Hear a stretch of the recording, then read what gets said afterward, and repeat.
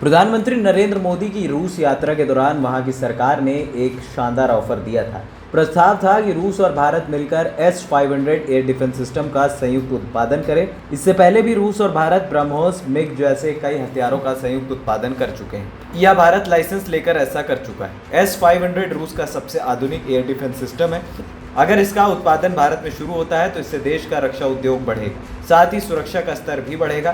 भारत के पास रूस से खरीदे हुए S-400 एयर डिफेंस सिस्टम की 3 बैटरियां हैं, 2 और बैटरियां आने वाली हैं। ऐसे में अगर S-500 एयर डिफेंस सिस्टम का उत्पादन भारत में होता है तो काफी ज्यादा रणनीतिक और आर्थिक फायदा होगा। S-500 मिसाइल सिस्टम किसी भी stealth fighter jet, hypersonic missile और अंतरिक्ष में मौजूद सैटेलाइट को खत्म कर सकता है। ये रक्षा कवच के साथ घातक हमला करने वाला हथियार है। इसका पूरा नाम है S-500 प्रोमेटी। प्रोमेटे का मतलब है प्रोमोथियस। प्रोमोथियस ग्रीस का प्राचीन अग्निदेव था।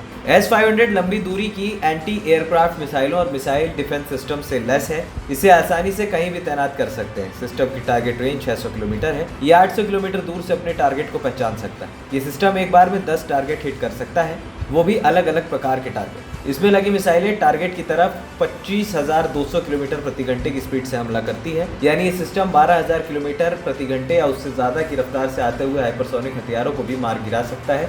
इसमें लगी मिसाइलें टारगेट के तरफ बढ़ते समय अपनी दिशा बदल सकते हैं, भागते हुए टारगेट की तरफ पीछा कर सकती है या फिर उनकी दिशा के हिसाब से हमला कर सकती है। इस मिसाइल प्रणाली को रूस के पुराने एयर डिफेंस सिस्टम यानी S-400, S-300 VM4, S-350 विट्याज और अन्य सिस्टम के साथ जोड़ा जा सकता है। इस मिसाइल सिस्टम में 77 N6N और 77 N6N1 इंटरसेप्टर मिसाइलें लगी हैं। ये मिसाइल एंटी सैटेलाइट और एंटी स्पेसक्राफ्ट टारगेट के लिए इस्तेमाल होती हैं, जबकि दूसरे वर्जन में 40 N6M एंटी एयरक्राफ्ट मिसाइलें लगी हैं तो हाइपरसोनिक मिसाइलों स्टेल्थ फाइटर जेट पर हमला करेंगी। ANP टाइम्स की रिपोर्ट।